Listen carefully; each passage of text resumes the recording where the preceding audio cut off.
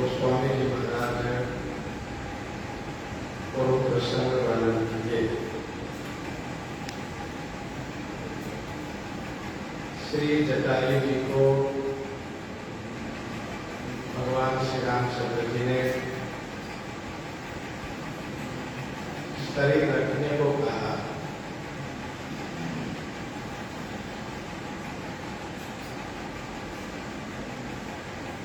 प्रभु ने कहा यदि आपको यह विग्रह शरीर अच्छा नहीं लग रहा हो तो आप दिव्य शरीर प्राप्त कर लीजिए ब्रह्मा जी से। लेकिन जटायु जी ने शरीर रखना स्वीकार नहीं किया। यह कहते हुए कि जिनके नाम मरते समय में उच्चारण होता है तो वह अधम व्यक्ति भी मुक्त हो जाता है, भवसागर से पार हो जाता है। वही श्री राम जी मेरे नेत्र के आगे विषय बने हुए हैं, मेरे नेत्र के सामने है, तो मैं किस कमी की पूर्ति के लिए शरीर को रखूं। श्री राम जी कहते हैं नेत्रों में आंसू भर करके कि हे तात, आपने यह जो सुंदर गति प्राप्त की है इसमें आपके कर्म की ही प्रधानता है। आपने श्रेष्ठ कर्म किए हैं, उसी कर्म से आपको यह गति प्राप्त हुई है। वह श्रेष्ठ कर्म है क्या? तो श्री राम जी कहते हैं वह है श्रेष्ठ कर्म परोपकार करना। जिस किसी के मन में यह बात बस गई हो कि हम परोपकार करेंगे, स्वार्थ को छोड़ करके परोपकार में अनुरक्त हो गए, जो अपना निजी कोई भी स्वार्थ नहीं रखते हैं, उनके लिए संसार में कुछ भी दुर्लभ नहीं है, कुछ भी अप्राप्त नहीं है, कुछ भी कठिन नहीं है। एक आप शरीर त्याग करके मेरे धाम को जाइए, मैं आपको क्या दे सकता हूं? आपको तो कुछ चाहिए नहीं क्योंकि आप पूरा काम है। आपसे मैं एक निवेदन अवश्य कर रहा हूं। सीता हरण तात जनी कहे पिता सन जाय, जो मैं रामत कुल सहित कहि दसानन आय, कहि दसानन आय।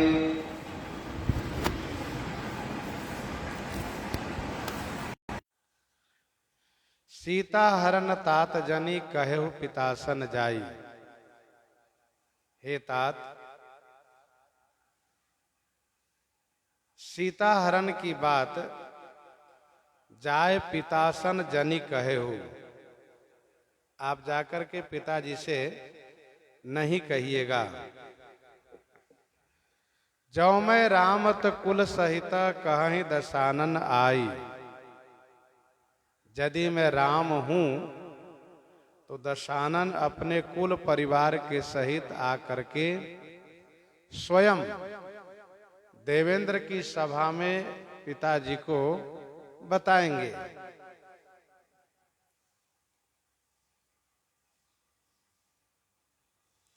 सीता हरण तात जनी कहु पिता सन जाई। श्री सीता हरण की बात पिताजी से आप मत कहिएगा।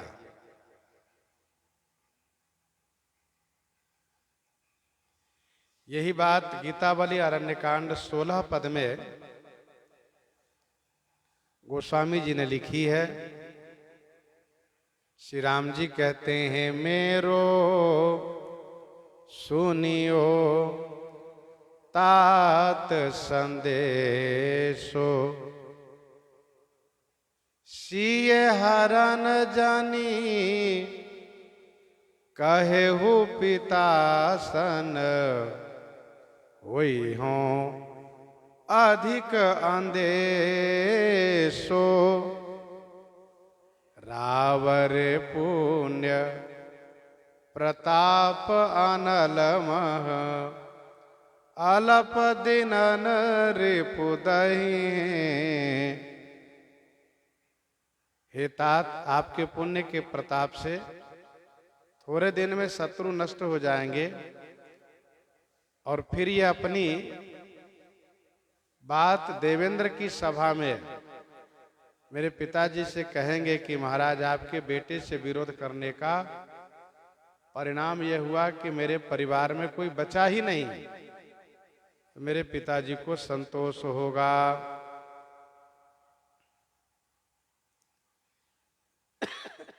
पिताजी को चिंता क्यों होगी? तो इसका उत्तर यह है कि पिताजी जब जानेंगे कि श्री सीता का हरण हुआ है तो उन्हें इस बात को लेकर के बड़ा शोक होगा कि बताओ, मेरा राम इतना कमजोर हो गया, बलहीन हो गया कि श्री सीता जी की रक्षा नहीं कर सका। फिर इस बात को लेकर के अपने आप को कोसेंगे, कैकेयी के प्रति नाराज होंगे कि वनवास तो मैंने ही उन्हें दिया है, कैकेयी ने वनवास दिलाया है। इसलिए श्री राम जी श्री जटायु जी से मना करते हैं कि आप पिताजी से श्री सीता हरण की बात नहीं कहिएगा।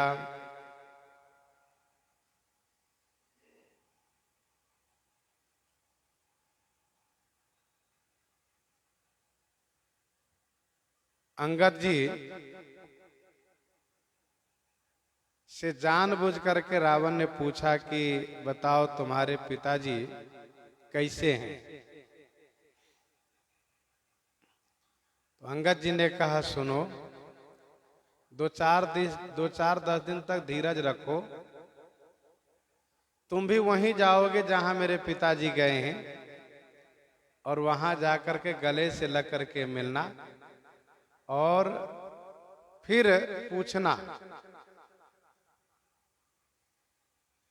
तो मेरे पिताजी तुमको बताएंगे कि श्री राम से विरोध करने का फल क्या होता है। दिन 10 गए बाली पही जाई, बूझे कुशल सखा उरलाई। अच्छा, जो जिनका मित्र होता है वह उनको गले से लगा करके मिलता है और कुशल प्रश्न करता है। तो श्री अंगद जी ने कहा कि आप अपने मित्र को गले से लगा करके पूछना। वैसे यहाँ पर श्री जटायु जी श्री दशरथ जी के मित्र हैं। श्री राम जी कहते हैं कि आप जब जाएंगे तो मेरे पिताजी से मिलेंगे, लेकिन आप पिताजी से श्री सीता हरण की चर्चा नहीं कीजिएगा। जटायु जी ने दशानन को यह कहा है कि हो यहीं सकल सलभ कुल तोरा, राम रोष पावक अति घोरा। श्री राम जी जटायु जी की बात को प्रमाणित करते हुए कहते हैं कि हे तात, यदि मैं राम हूं तो दशानन अपने कुल के सहित जाकर के मेरे पिताजी से कहेगा। इसका मतलब यह है कि श्री राम जी जटायु जी के सामने दशानन को संहार करने के लिए प्रतिज्ञा कर रहे हैं, मारने की प्रतिज्ञा कर रहे हैं कि मैं अवश्य मारूंगा। और यही भरोसा है जटायु को, विश्वास है।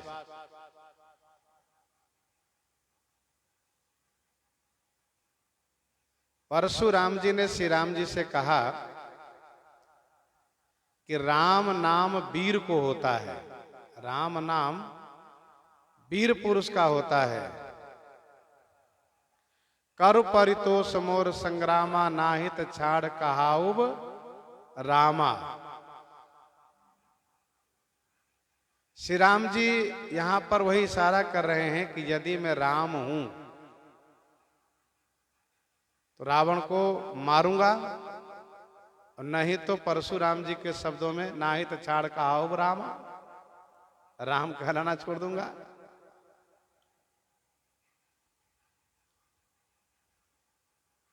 प्रश्न ये उठता है कि जटायु जी से श्री राम जी ने कहा है कि आप जाइए मेरे धाम को, तनुतज तात जाहु मम धामा।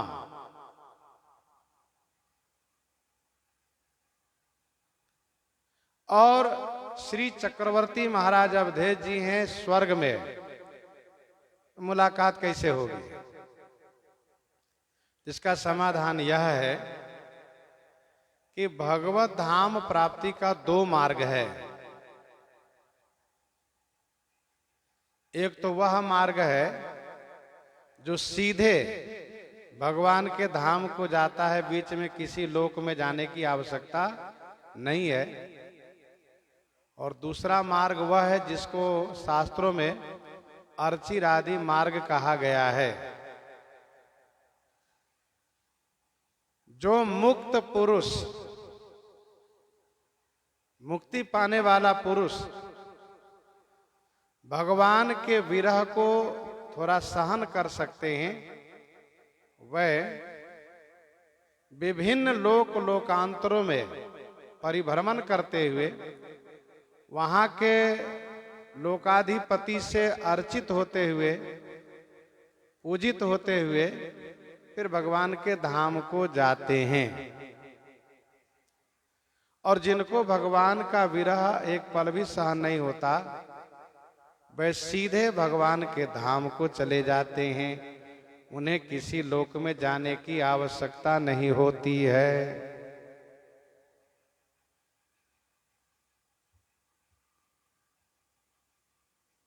श्री जटायु जी विभिन्न लोकांतरों में परिभ्रमण करते हुए जाएंगे, और स्वर्ग में जाएंगे तो श्री चक्रवर्ती महाराज अवधेश जी से अवश्य मिलेंगे।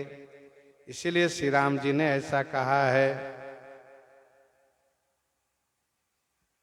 गिद्ध देह तजि धरि हरि रूपा, भूषण बहुपट पीतय अनूपा। गिद्ध देह तजि धरि हरि रूपा, भूषण बहुपट पीतय अनूपा। भूषण बहुपट पीत अनूपा। गिद्ध देह तज धरि हरि रूपा। गिद्ध श्री जटायु जी महाराज देह को त्याग करके हरि रूप धारण कर लिए, बहुत से आभूषण धारण किए हुए हैं, और अनुपा माने उपमा रहित पट, पीत माने पीतांबर धारण किए हुए हैं।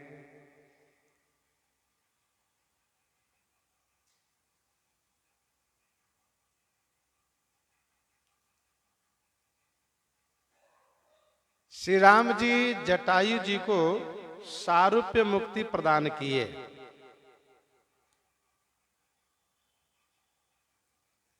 सारूप्य मुक्ति प्रदान की इसी लोक में, यहीं पर।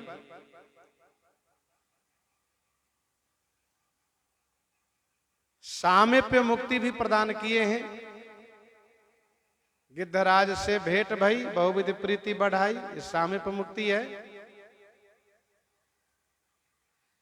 सायुज्य मुक्ति भी दिए हैं। कैसे? तो गीतावली अरण्य कांड 13 पद में पढ़िए, राघो गिद्ध गोद करि लीने।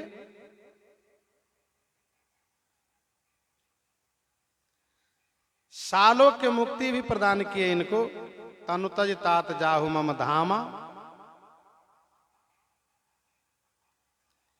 इस प्रकार से इनको सब मुक्ति दी है।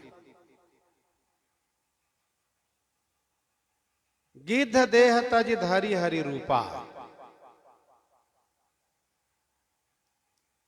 यहां केवल जटायु जी है, श्री राम जी और श्री लक्ष्मण जी है।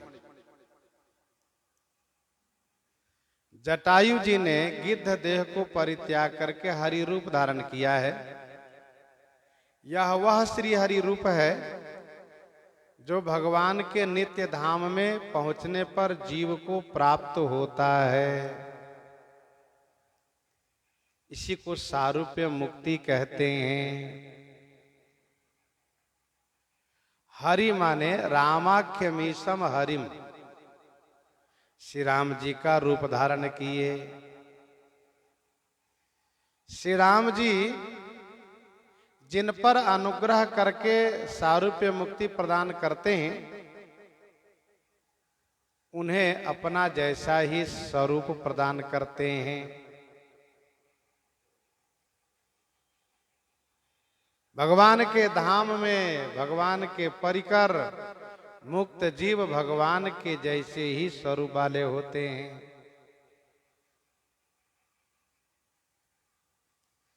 श्री राम जी अपने वानरी सेना पर अनुग्रह किए तो श्री धाम अयोध्या जी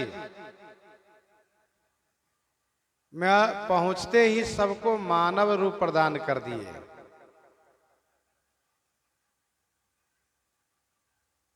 हनुमदादि सब बानर बीरा, धरे मनोहर मनुज शरीरा। मानो सबको सारूप्य मुक्ति दिए थे। बहुत से आभूषण हैं और अनुपम पीतांबर धारण किए हुए हैं। श्री जटायु जी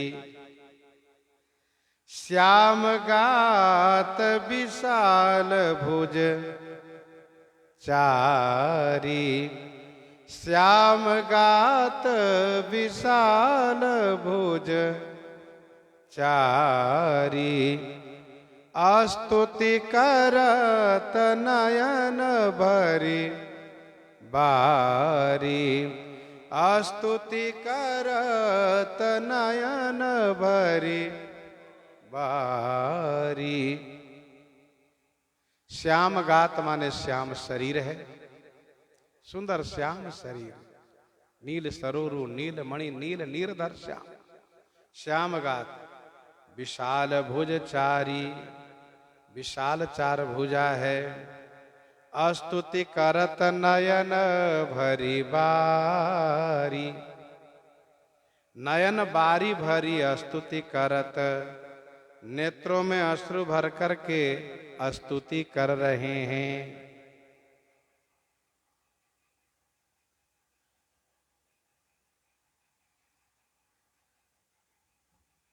श्याम गात विशाल भुजचारी। ध्यान दीजिएगा, योगी ज्ञानी ब्रह्म को प्राप्त करते हैं इस भावना से कि हम उनमें लीन हो जाए, और भगवान अपने भक्त को अपने जैसा ही स्वरूप देकर के अपने जैसा ही बना देते हैं।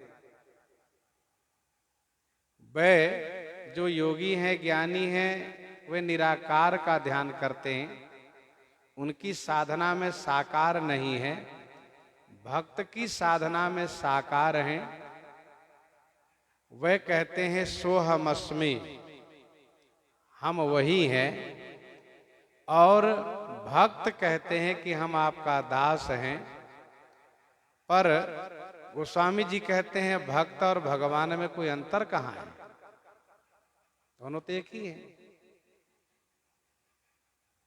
अंतर कोई नहीं है। लेकिन भक्त हमेशा अपने आप में दासता का अनुसंधान करता है कि मैं दास हूं।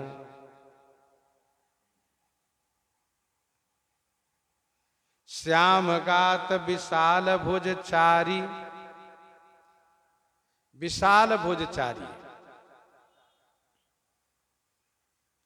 चार भुजा भगवान श्री विष्णु जी का है, क्षीर शाही भगवान श्रीमन नारायण का है, भगवान श्री राम जी की दो भुजा है। श्रीमद् रामचरितमानस जी में चार कल्प की कथा विशेष रूप से दर्शाई गई है, जिनमें तीन कल्प की कथा सांकेतिक है और एक कल्प की कथा विस्तार है। तीन कल्प की कथा में भगवान श्री विष्णु और भगवान नारायण ही श्री राम रूप में अवतार लेते हैं, धारण करते हैं श्री राम जी का रूप। और एक कल्प वह है जिसमें चौथे कल्प में भगवान श्री राम ही श्री राम रूप में यहां दिखते हैं। भगवान श्री राम और भगवान विष्णु में दो भुजा का अंतर है। वैसे भक्तों के लिए वे दो रूप बनाए हैं, भगवान विष्णु भगवान राम हुए, भगवान राम भगवान विष्णु ऐसा है, लेकिन वह हैं एक ही। सुतीक्षण जी के हृदय में श्री राम जी अपने रूप में प्रकट थे और बाहर से अपने रूप से उनको जगा रहे थे। जब वे नहीं जगे तो उनको अंतःकरण में खलबली मचाने के लिए, अंतःकरण में हलचल मचाने के लिए क्या किए, तो दो भुजा और धारण कर लिए, हृदय चतुर्भुज रूप दिखावा। सुतीक्षण जी तुरंत जग गए।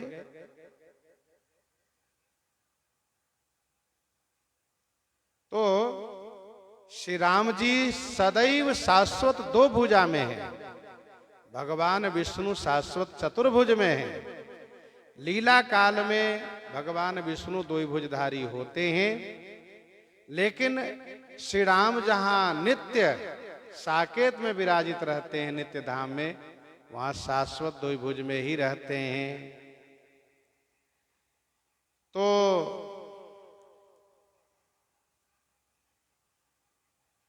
जब हम श्री राम जी के पक्ष में अर्थ करेंगे तो अर्थ ये होगा, विशाल भुजचारी वाले जटायु, अर्थात भुज माने पंख, भुज माने पंख का अर्थ किया गया है। विशाल पंख से चलने वाले जटायु भगवान श्री राम जी का रूप धारण किए हैं। श्याम शरीर हैं, नेत्र सजल हैं, स्तुति कर रहे हैं।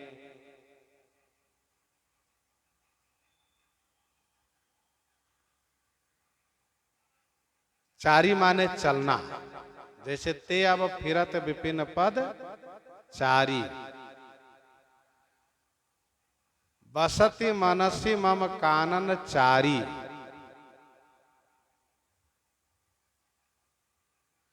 तो वैसे हमारे यहाँ यह बात बताई जाती है कि भगवान श्री राम, भगवान श्री विष्णु, भगवान श्री कृष्ण में कोई अंतर है नहीं।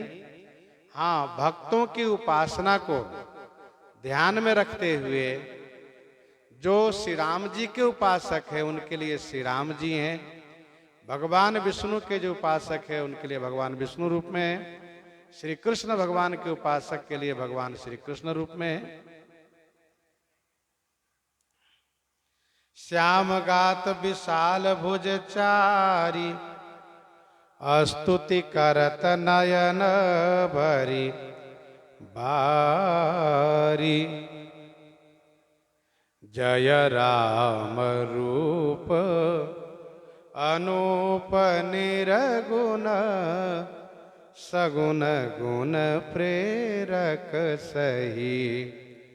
दस शीस बाहु प्रचंड खंडन, चंड सर मंडन मही हो, चंड सर मंडन मही।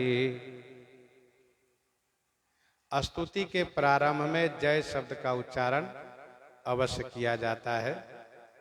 जय का अर्थ होता है आप विजयी होवें, आपकी सदा जय हो, आप विजयी रहें, आपकी जय जयकार होती रहे। जैसे जय राम शोभा धाम, दायक प्रणत विश्राम, जय राम रमा रमनम समनम, जय राम रूप अनूप निर्गुण सगुण गुण प्रेरक सही। तो जय शब्द का उच्चारण किया जाता है। जय जय सुरनायक जन सुखदायक। श्री जटायु जी का श्री राम जी में पुत्र भाव है, तो मानो आशीर्वाद भी दे रहे हैं। जय राम रूप अनूप, आपका यह रूप अनूप है। निर्गुण सगुण, आप निर्गुण भी हैं सगुण भी हैं। गुण प्रेरक सही, सही माने सचमुच, सही माने सचमुच, गुणों के प्रेरक हैं आप। आपका रूप अनूप है राघव, आपका यह रूप अनूप है। उपमान को कह दास, तुलसी कतहु कवि को वेद कहे, कतहु कवि को वेद कहे। तो आपकी सुंदरता अनुपम है, आपका रूप अनुपम है। जय सगुण निर्गुण रूप, रूप अनूप भूप शिरोमणि। आप निर्गुण भी हैं सगुण भी हैं। जब आप गुण को प्रकट नहीं करते हैं तो आप निर्गुण कहलाते हैं, गुण को प्रकट कर देते हैं तो सगुण कहलाते हैं। माया के गुणों से रहित हैं इसलिए निर्गुण है, दिव्य गुणों से युक्त हैं इसलिए सगुण है आप।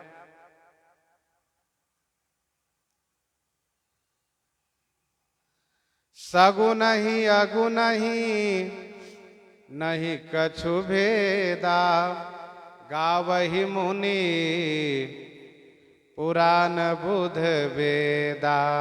अगुण अरूप अलख अज जोई, भगत प्रेम बस सगुण सोई। जो गुण रहित सगुण सोई कैसे, जल हिम पल बिलग नहीं जैसे। एक दारुगत देखिए एकु, एक दारुगत देखिए एकु, पावक समझुग ब्रह्म विवेक। एक अग्नि लकड़ी के भीतर है और एक लकड़ी के बाहर है।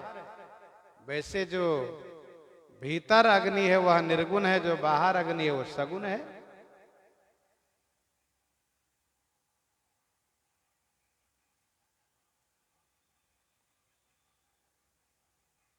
एक बार की बात है, निर्गुण ब्रह्म को मानने वाले, वैसे कहते हैं ना निर्गुणिया भजन है ये, और यह सगुनिया भजन है। तो निर्गुण मानने वाले कहने लगे निर्गुण श्रेष्ठ हैं, सगुण मानने वाले कहने लगे कि भैया हो तुमने अभी देखा नहीं इसलिए तुम कहते हो। जिन्होंने निर्गुण की आराधना करते हुए सगुण को देखा उनसे पूछो, सनकादिक जी से पूछो, श्री जनक जी से पूछो, सुखदेव जी महाराज से पूछो, सगुन में कितना आनंद है। अब दोनों एक दूसरे से उलझ रहे थे, तीसरे संत ने कहा सुनो एक बात बताऊं। कहा क्या? कहा निर्गुण और सगुण दोनों संपुट है, निर्गुण और सगुण दोनों संपुट है, और राजा धीराज श्री राम जी का रूप रत्नवत है। जय सगुन अगुण, जय सगुन निर्गुण रूप रूप अनूप भूप शिरोमणे। गुण प्रेरक सही, आप गुणों को सही माने सचमुच प्रेरणा करते हैं।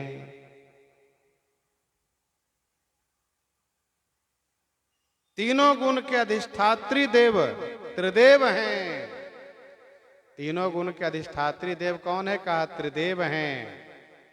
सत्व गुण के अधिष्ठाता भगवान विष्णु हैं, रजोगुण के अधिष्ठाता भगवान ब्रह्मा हैं, तमोगुण के अधिष्ठाता भगवान रुद्र हैं।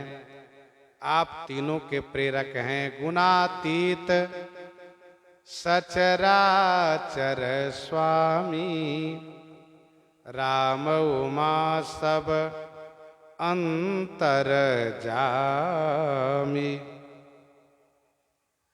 फिर जटायु जी आगे कहते हैं, 10 शीस बाहु प्रचंड खंडन, चंड सर मंडन मही। 10 शीस बाहु प्रचंड। सरकार 10 शीस रावण का बाहु माने भुजा प्रचंड है। उसने उसी भुजा से मेरे पंख को काट लिया है, माता श्री सीता को हरण करके ले गया है। उस प्रचंड बाहु को खंडन करने के लिए आपके पास चंड सर है। चंड सर माने तीक्ष्ण बाण है, कुपित बाण है, कठिन बाण है। चंड सर। मंडन मही, मही को मंडित करने वाले हैं, भूषित करने वाले हैं आप। सरकार ने कहा है कि जौ में रामत कुल सहित कहे दशानन आई। जटायु जी ने कहा कि आप सचमुच 10 शीस बाहु प्रचंड खंडन, चंड सर मंडन मही।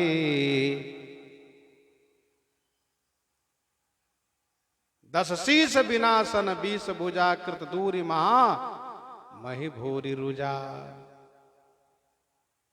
प्रश्न उठता है, अभी तो युद्ध हुआ नहीं, फिर जटायु जी अभी से कैसे निर्णय कर दिए कि आपका चंडवान प्रचंड बाहु वाले दशानन को नष्ट करेगा?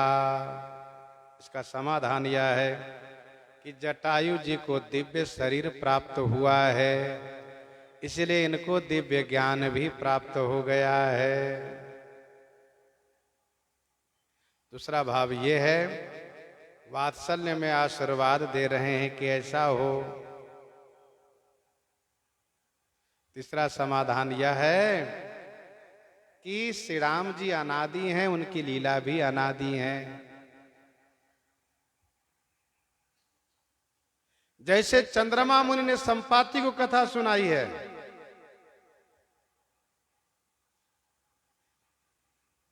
वैसे जटायु जी भी जान रहे हैं कि ऐसा ऐसा होगा। मंडन मही, मही को भूषित करेंगे। ये असुर लोग भूमि को दूषित कर रखे हैं, शोभा छीन लिए हैं, उनको सुशोभित आप करेंगे। पाथोदगात सरोज मुख राजीव आयत लोचनम, पाथोदगात सरोज मुख राजीव आयत लोचनम। पाथोद माने मेघ, पाथ माने जल, उद्दा माने देने वाले पाथोद। सजल मेघ, सजल मेघ के समान श्याम गात है आपका। सरोज मुख, सरोज माने कमल के समान मुख है। राजीव आयत लोचनम, राजीव माने लाल कमल के समान। आयत माने बड़ी बड़ी, लोचनम माने नेत्र हैं, बड़ी बड़ी आंखें हैं। विस्तृत, आयत माने विस्तृत, बड़ी बड़ी आंखें हैं। पाथोदगात सरोज मुख राजीव आयत लोचनम। श्यामल गात, श्याम गात प्रणतारति मोचन। श्याम शरीर है, सजल मेघ के जैसा, कमल के जैसा मुख हैं, वही है सुफल आज ममलोचन। देखी बदन पंकज भव मोचन। लाल कमल के समान विस्तृत बड़ा सा नेत्र है। राजीव बिलोचन भव भय मोचन। पाहि पाहि शरणहि आई। पाहि पाहि शरणहि आई। नित नौमि राम कृपाल बाहु। विशाल भव भय मोचनम। कृपालु, विशाल बाहु वाले,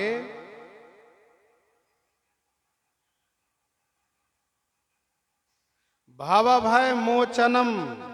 राम नित नौमी। हे कृपालु, विशाल बाहु माने घुटना पर्यंत लंबी भुजा वाले, अजानुभुज वाले। भव भय, भव माने संसार के भय को छुड़ाने वाले। मोचनम माने नाश करने वाले, छुड़ाने वाले। श्री राम जी, नित्य नवमी, नित्य आपको मैं नमस्कार करता हूं।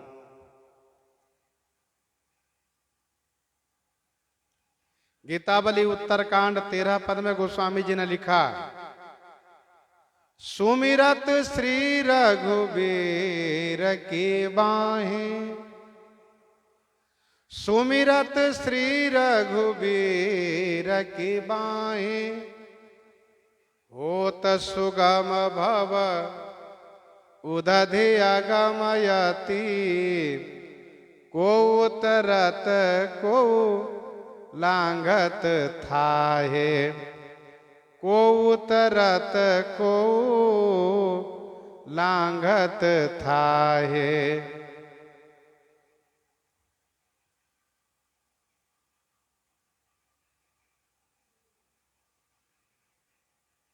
सुमिरत श्री रघुबीर की बाहें। श्री राम जी की भुजा को स्मरण करो, अति अगम भव सागर सुगम हो जाएगा। चाहे लांग कर पार कीजिए और चाहे आराम से थाहते हुए चलिए, दोनों बातें हो जाएगी।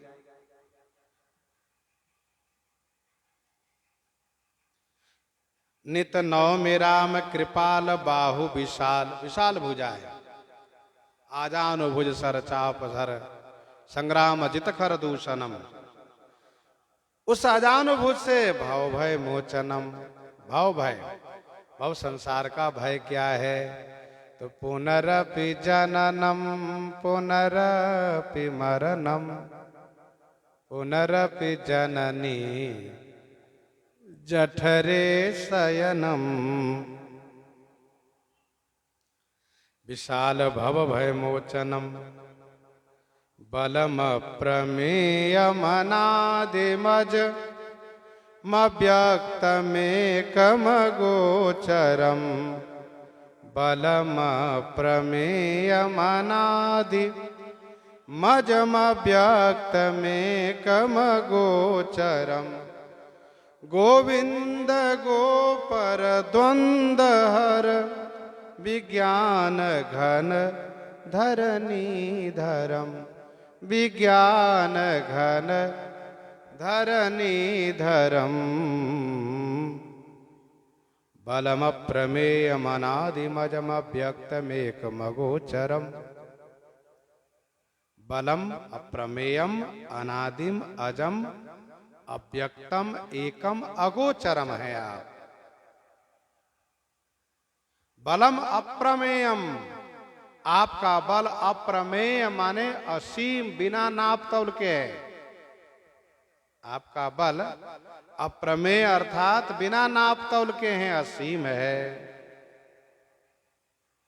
आप अनादि हैं, आप अजन्मा हैं, आप अव्यक्त माने अप्रगट हैं। आप एक हैं अर्थात अद्वितीय हैं। आप अगोचर हैं, इंद्रियों के विषय नहीं हैं। आपके पास जो बल है ना, वह अप्रमेय है। उस बल की कोई सीमा नहीं, कोई अंत नहीं है। शंकर चाप जहाज, सागर रघुबर बाहुबल, बूढ़ सो सकल समाज, चढ़ा जो प्रथम ही मोह बस। आप में अप्रमेय बल है, जैसे सागर का जल बिना नाप तौल के हैं, असीम है। अतुलित बल अतुलित प्रभुताई, मैं मति मंद जान नहीं पाई। अतुलित बल अतुलित प्रभुताई, मैं मति मंद जान नहीं पाई। तो आपका बल अप्रमेय है। आप अनादि हैं, आपकी कोई आदि नहीं। जिनका प्रारंभ होता है उनका अंत भी होता है, जिनकी आदि होती है उनका अंत होता है। आप अनादि हैं, आदि अंत को जा सुन पावा, आदि अंत को जा सुन पावा, मति अनुमान निगम असगावा। आप अनादि हैं, आप अजन्मा हैं, आपका जन्म नहीं होता। आप अव्यक्त हैं, अदृश्य हैं। आप तो प्रकट होते हैं लीला के लिए। चिदानंदमय देह तुम्हारी, चिदानंदमय देह तुम्हारी, विगत विकार जान अधिकारी। आप एकम है, एकम माने अद्वितीय हैं। जेहि समान अतिशय नहीं कोई। आप एकम हैं। अगोचरम माने आप इंद्रियों का विषय नहीं है, इंद्रियां आप तक पहुंच नहीं पाती है। गोविंद गोपर द्वंद हर, विज्ञान घन धरनी धर्म। गोविंद आपका नाम है। गो माने इंद्रियों के प्रेरक हैं। विद माने जानना होता है। आप इंद्रियों के ज्ञाता है, इंद्रियों के प्रेरक हैं। गो पर, गो माने इंद्रियों से, पर माने परे हैं, ऊपर हैं आप। द्वंद हर, द्वंद को हरने वाले हैं। द्वंद क्या है? तो द्वंद जैसे हानि लाभ, दुख सुख, पाप पुण्य, मिलना बिछुड़ना, अच्छा बुरा, ये सब द्वंद है। द्वंद को आप मुक्त कर, द्वंद को आप छुड़ा देते हैं, द्वंद को छुड़ा देते हैं। द्वंद हर विज्ञान घन, विज्ञान के घन माने समूह हैं आप। भव भय मोचनम, विज्ञान घन धरणी धर्म, धरणी धर्म माने पृथ्वी को धारण करने वाले हैं आप, पृथ्वी के धारक हैं। तो आप इंद्रियों के प्रेरक हैं, इंद्रियों से परे हैं, द्वंद्व को छुड़ाने वाले हैं, जन्म मरण दुख सुख हानि लाभ पाप पुण्य अच्छा बुरा सबको छुड़ाने वाले हैं। विज्ञान घन माने विज्ञान समूह है आप। ज्ञान अखंड एक सीतावर, माया बस्य जीव सचराचर। सहज प्रकाश रूप भगवाना, नहीं तह पुनि विज्ञान विहाना, नहीं तह पुनि विज्ञान विहाना।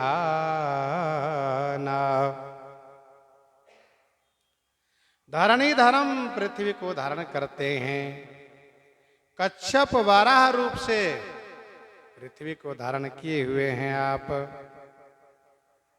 जे राम मंत्र जपंत संत, अनंत जन मन रंजनम। जे राम मंत्र जपंत संत, अनंत जन मन रंजनम। जे संत राम मंत्र जपंत, अनंत जन मन रंजनम। जे संत माने जो साधु, जो बाबा जी, जो संत श्री राम मंत्र का जाप करते हैं, आप उन अनंत जन माने भक्तों के मन को रंजित करते हैं। रंजित माने आनंदित करते हैं, रंजन करते हैं आप।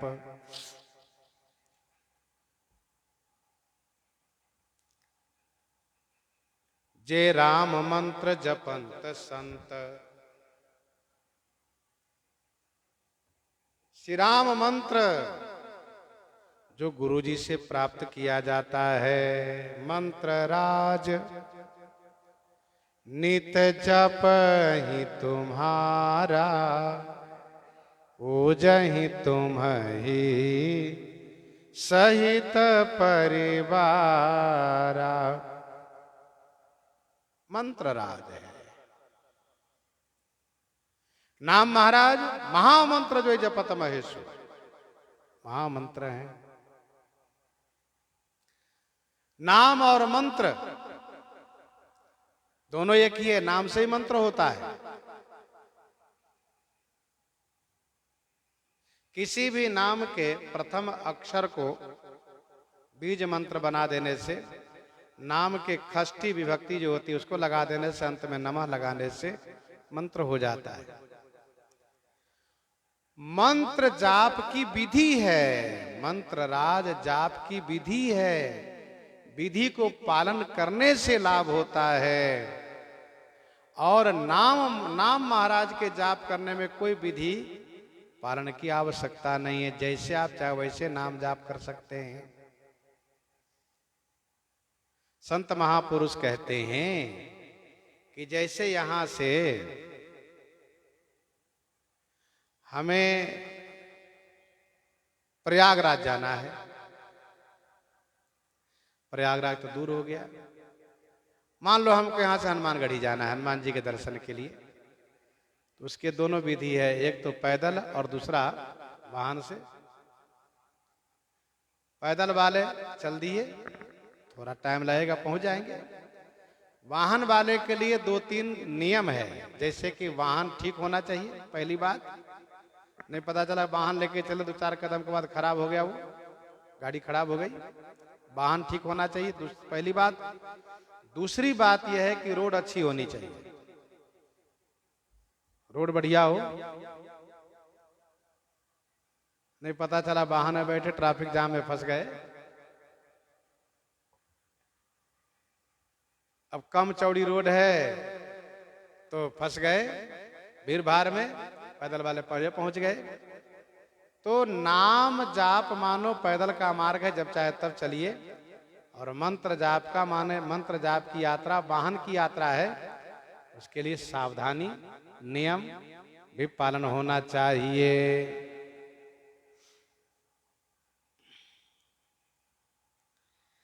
जो संत श्री राम मंत्र का जाप करते हैं उन अनंत, अनंत माने उन संत अनंत,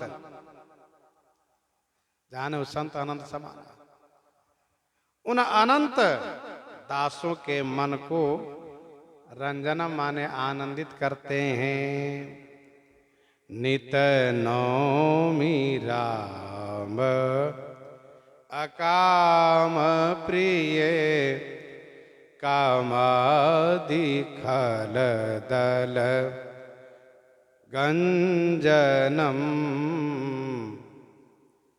हे राम, नित नौमी, नित्य आपको नौमी माने नमस्कार करता हूं। हे राघव राम, आपको मैं नित्य नौमी माने प्रणाम करता हूं। अकाम प्रिय, आपको अकाम प्रिय है, निष्काम प्रिय हैं।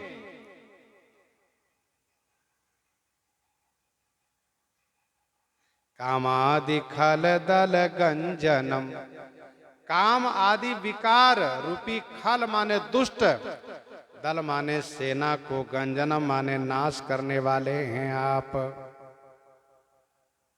नित नौमी राम अकाम प्रिय, अकाम आपको प्रिय है और अकामी को आप प्रिय हैं। निष्कामी जन को आप प्रिय हैं, निष्कामी आपको प्रिय है, दोनों अर्थ है। अकाम आपको प्रिय है, अकाम को आप प्रिय हैं। जाहि न चाहिए कबहू कछु, तुम सन सहज सने। जिनको प्राकृतिक भौतिक कुछ वस्तु नहीं चाहिए, उनको भी आप चाहिए। ते तुम राम अकाम प्रिय प्यारे, ते तुम राम अकाम प्यारे, दीन बंधु मृदु बचन उचारे। हे राम, मैं आपको नित्य नमस्कार करता हूँ। आपको अकामी जन प्रिय हैं अथवा अकाम आपको प्रिय हैं। आप कामादि खल दल को गंजनम माने नाश करने वाले हैं। काम क्रोध मद गज पंचानन, आप नाश कर देते हैं। विनय पत्रिका 125 में गोस्वामी जी ठाकुर जी से प्रार्थना करते हुए कहते हैं, मैं के ही कहूँ विपत्ति अति भारी, मैं के ही कहूँ विपत्ति अति भारी, श्री रघुवीर धीर हितकारी। मम हृदय भवन प्रभु तोरा, तहाँ आई बस्यो बहु चोरा। अति कठिन करहि बर जोरा, मानहि नहीं विनय निहोरा। मैं एक अमित बटवारा, लूटहि तस्कर तब धाम, चिंता यह मोहि अपारा, अपजस नहीं हुए तुम्हारा। तो कामादि खलदल गंजनम, तब लगे हृदय बसत खलनाना, लोभ मोह मत्सर मद माना। जब लगे उरन बसत रघुनाथा, धरे चाप सायक कटि भाथा। जहि श्रुति निरंजन ब्रह्म व्यापक, बिरज अज कहि गावहीं। करि ध्यान ज्ञान विराग, जोग अनेक मुनि जेहि पावहीं।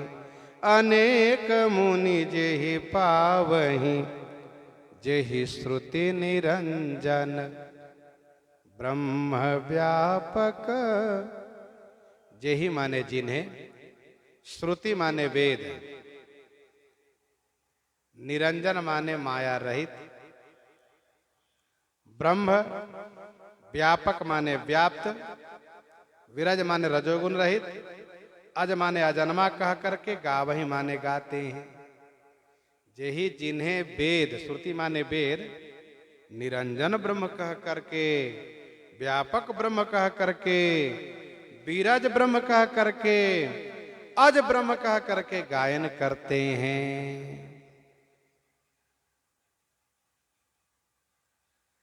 ब्रह्म शब्द का अर्थ होता है जो बहुत बड़े हो, लेकिन इसका दूसरा अर्थ भी होता है कि बहुत छोटा भी हो। अनोर अनियान महतो महियान,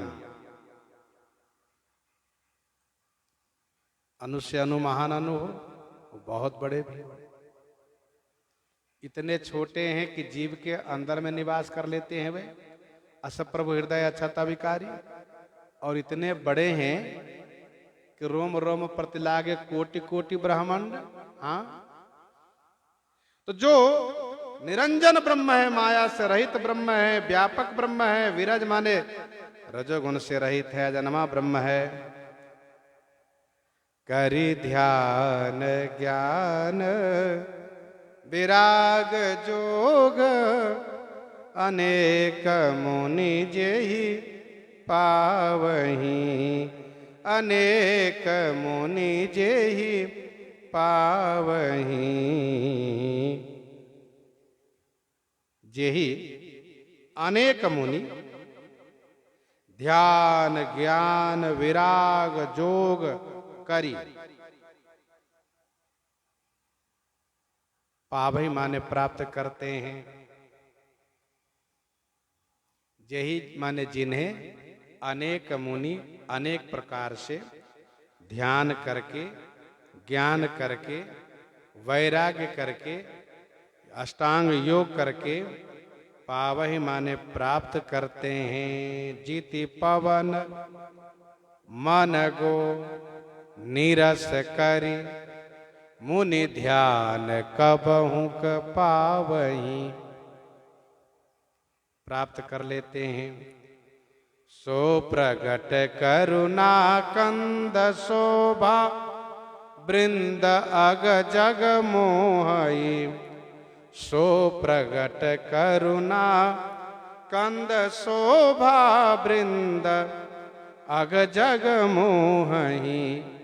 सो माने वही, करुणा कंद माने करुणा के मेघ स्वरूप, करुणा कंद माने करुणा के मेघ रूप, कंद माने मेघ रूप, कम माने जल, द माने जो दे, तो वही करुणा के मेघ रूप।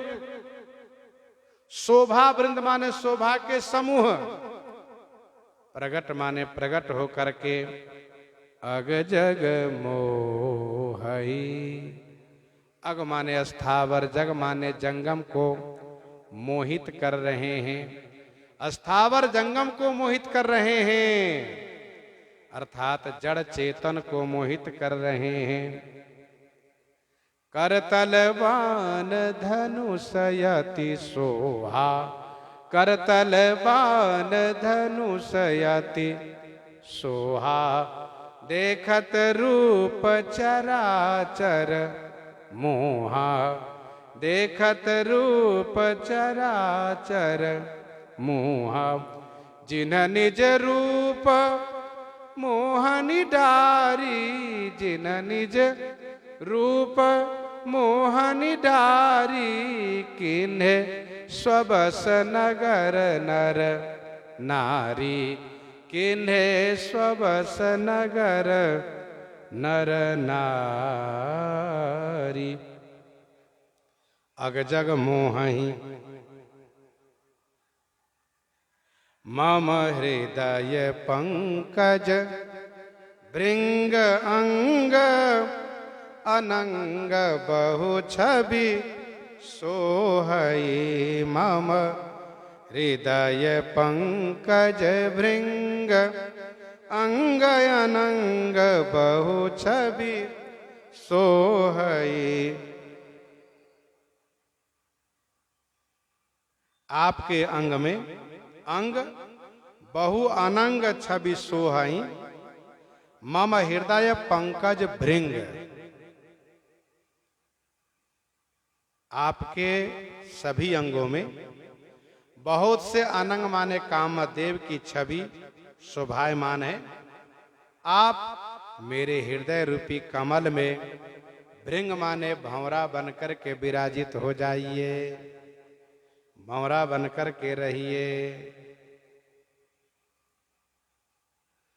अंग अंग पर बारी हहीं कोटि कोटि सत काम। अच्छा, प्राकृतिक भंवरा कमल का मकरंद रस लेकर के उड़ जाता है, लेकिन भगवान श्री राम रूपी भंवरा जिस भक्त के हृदय रूपी कमल में विराजित होते हैं, वहां इतना रस भर देते हैं कि रस ही रस हो जाता है। क्योंकि रस दौ रस वर्धनौ रस प्लुतौ रसाकारो।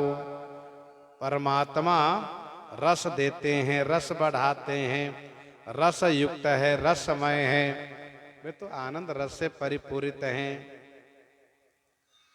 जो अगम सुगम स्वभाव निर्मल, असम सम शीतल सदा। पश्यन्ति जन जोगी जतन करी, करत मन गोबस सदा, करत मन गोबस सदा। जो अगम है, सुगम है, जिनका स्वभाव निर्मल है, जो असम है, सम है। असम माने विषम है, सम माने सम है।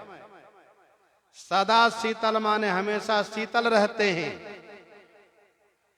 जोगी जंग माने जिनको, जतन करी पश्यन्ति माने देखते हैं, दर्शन करते हैं, तथा मन माने मन और गो माने इंद्रियों को सदा माने हमेशा बस किए रहते हैं।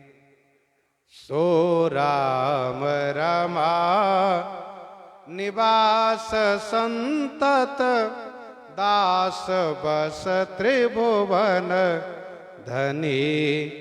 मम उर बसहु सो समन संस्कृति, जासु कीरति पावनी हो, जासु कीरति पावनी, जासु कीरति पावनी। जटायु जी महाराज इस प्रकार से स्तुति कर रहे हैं। ठाकुर जी सुन करके बड़े आनंदित हो रहे हैं। प्रसंग को यहीं पर हृदयंगम करते हैं। आइए श्रवण करते हैं श्री राम आज्ञा प्रश्न से।